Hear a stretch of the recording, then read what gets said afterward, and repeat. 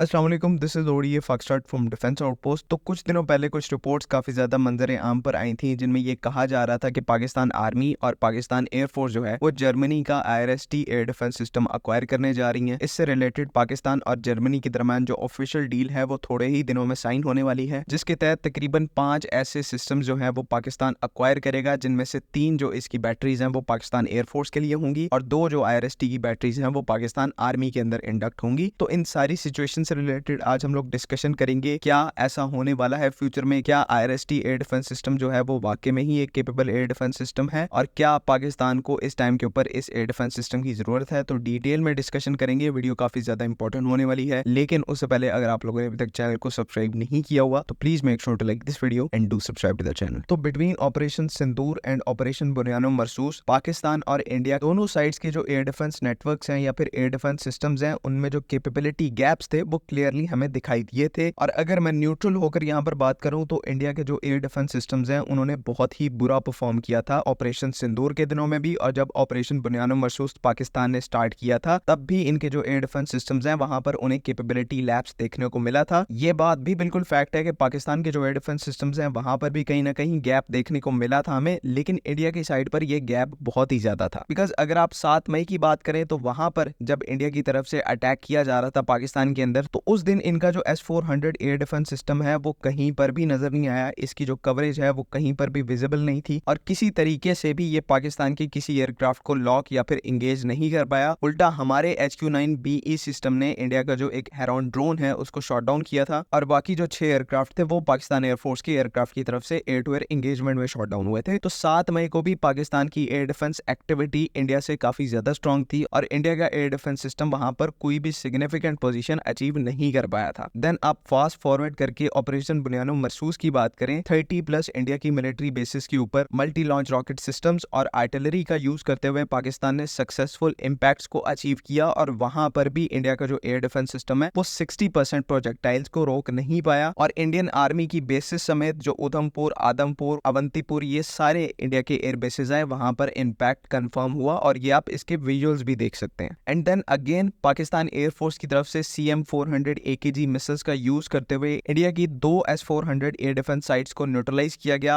आदमपुर और भुज के अंदर। ये दोनों ही साइट्स इस टाइम के ऊपर पाकिस्तान एयरफोर्स की तरफ से कंफर्म कर दी गई है कि ये साइट्स डिस्ट्रॉय हुई हैं। तो यहाँ पर भी इंडिया के जो एयर डिफेंस सिस्टम्स के फेलियर हैं वो पाकिस्तान से ज्यादा है। पाकिस्तान को अगर आप कंपेयर करें तो इंडिया की तरफ से 10-10 ब्रह्मोस जो है वो एक बेस के ऊपर फायर किए गए थे, जिनमें से 90% मिसाइल्स को हार्ड किल और सॉफ्ट किल मेथड्स के थ्रू पाकिस्तान एयरफोर्स के जो एयर डिफेंस नेट है उसकी तरफ से न्यूट्रलाइज किया गया। 11 एयर बेसिस को इन्होंने टारगेट करने की कोशिश की, लेकिन उनमें से सिर्फ 3 से 4 एयर बेसिस के ऊपर ये इंपैक्ट अचीव कर पाए और वो भी सिर्फ एक मिसाइल ने आके इंपैक्ट किया, जबकि फायर इनकी तरफ से 10 से 11 मिसाइल्स हर एक बेस के ऊपर की गई थी। तो हमारा एयर डिफेंस सिस्टम कहीं ना कहीं इंडिया से ज्यादा इफेक्टिव रहा, लेकिन यहाँ पर ऑब्वियसली पाकिस्तान की साइड से इंप्रूवमेंट के लिए बहुत ज्यादा रूम है, जिसको हमें जल्द से जल्द कवर करना है, अपनी कैपेबिलिटीज को उस हिसाब से कंपेटिटिव बनाना है। तो जैसे ही ये स्टैंड ऑफ थोड़ा सा ठंडा हुआ और बातें सीज फायर की तरफ गई, सीज फायर हुआ दोनों कंट्रीज के दरमियान, तो उसके कुछ ही दिनों बाद कुछ आर्टिकल्स आना शुरू हो जाते हैं जिनमें ये कहा जाता है कि पाकिस्तान जो है वो इंडिया के ब्रह्मोस के काउंटर में जर्मनी से IRST एयर डिफेंस सिस्टम को ले रहा है, जिसकी जो डील है वो पाकिस्तान की तरफ से जल्द ही साइन की जाएगी और जल्द ही इन सिस्टम्स को पाकिस्तान की सर्विस में इंडक्ट कर लिया जाएगा। आई एम श्योर कि आप लोगों ने भी इन आर्टिकल्स को पढ़ा होगा, इन खबरों को सुना होगा, लेकिन इसके पीछे असल में हकीकत क्या है वो मैं आपको यहाँ पर एक्सप्लेन करता हूँ। देखिए, ये जो आर्टिकल्स पब्लिश किए गए पाकिस्तान से रिलेटेड कि पाकिस्तान जर्मनी के IRST एयर डिफेंस सिस्टम को परचेज कर रहे हैं, ये बेसिकली इंडिया की जो डिफेंस साइट्स हैं, वेबसाइट्स हैं, उनकी तरफ से इन आर्टिकल्स को लिख के पब्लिश किया गया। और इन आर्टिकल्स को पब्लिश करने का मकसद क्या था कि पाकिस्तान को इस तरह से पोर्ट्रे किया जाए कि पाकिस्तान अपने चाइनीज एयर डिफेंस सिस्टम से काफी ज्यादा नाखुश है, वो ब्रह्मोस को रोकने में पूरे तरीके से फेल हो गए हैं, जो कि एक्चुअल में इसका ऑपोजिट है। लेकिन इन्होंने शोकेस करने की कोशिश की कि चाइना के एयर डिफेंस सिस्टम्स इतने केपेबल नहीं है और पाकिस्तान उनसे नाखुश है। तो अब यहाँ पर पाकिस्तान की तरफ से जर्मनी के एयर डिफेंस सिस्टम्स को अक्वायर किया जा रहा है। तो बेसिकली ये फेक न्यूज थी और एक किस्म की साइकोलॉजिकल ऑपरेशन है, ताकि अपनी पब्लिक को कन्विंस किया जा सके कि ब्रह्मोस हमारा जो है वो काफी ज्यादा इफेक्टिव रहा है और पाकिस्तान इसको अब काउंटर करने के ऑप्शंस ढूंढ रहा है। लेकिन रियलिटी यहाँ पर क्या है कि जर्मनी का जो IRST एयर डिफेंस सिस्टम है ये जर्मनी ने पाकिस्तान को बहुत पहले से ऑफर किया हुआ है और तब से जर्मनी इनकी सेल्स को काफी ज्यादा पिच कर रहा है कि पाकिस्तान जर्मनी से इन एयर डिफेंस सिस्टम को अक्वायर करे। पाकिस्तान की तरफ से कोई भी रिक्वेस्ट इनिशिएट नहीं की गई इन एयर डिफेंस सिस्टम को परचेज करने की या फिर इनको इवेल्युएट करने की, बिकॉज अभी हमारे पास जो एयर डिफेंस सिस्टम्स अवेलेबल है वो काफी ज्यादा केपेबल है और इन्होंने अपनी केपेबिलिटी को इस पूरे स्टैंड ऑफ के दौरान शोकेस भी किया है। ऑब्वियसली अभी भी थोड़ा बहुत रूम बचता है इंप्रूवमेंट के लिए, लेकिन उसको पाकिस्तान का यहाँ पर मूड है कि इंडिजिनस एयर डिफेंस सिस्टम से फुलफिल किया जाए, जिसको इस टाइम के ऊपर गिट्स मैन्युफैक्चर करी है, उसको डेवलप करी है। तो फ्यूचर में पाकिस्तान की जो प्रायोरिटी है वो इंडिजिनस एयर डिफेंस सिस्टम्स है शॉर्ट रेंज कैटेगरी में, और इन्हीं सिस्टम्स के ऊपर हम इंडिजिनसली इनको डेवलप और इनकी टेस्टिंग के ऊपर काम कर रहे हैं। तो जब इंडिजिनसली ऐसे सिस्टम्स को बनाया जा रहा है तो जर्मनी से महंगे IRST एयर डिफेंस सिस्टम को लेने का कोई लॉजिकल पॉइंट नहीं बनता, और ना ही पाकिस्तान एयरफोर्स या पाकिस्तान आर्मी इनको अक्वायर करने वाली है। हमारे पास जो चाइनीज एयर डिफेंस सिस्टम है, इटालियन एयर डिफेंस सिस्टम्स हैं, स्पार्टा 2000, HQ-9B,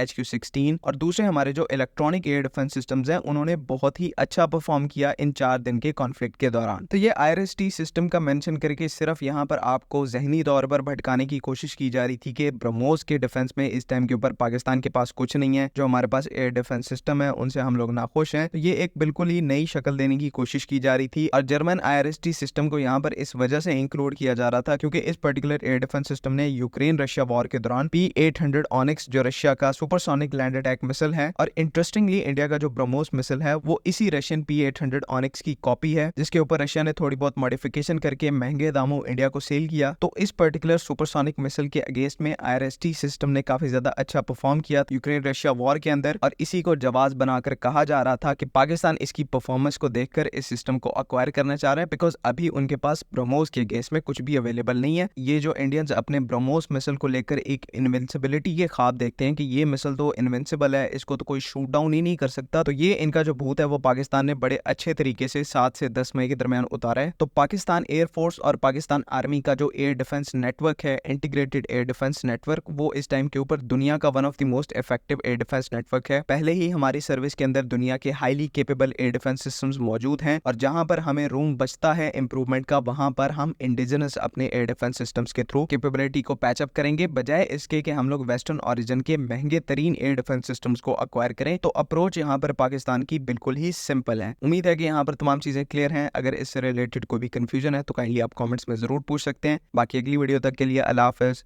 पाकिस्तान जिंदाबाद।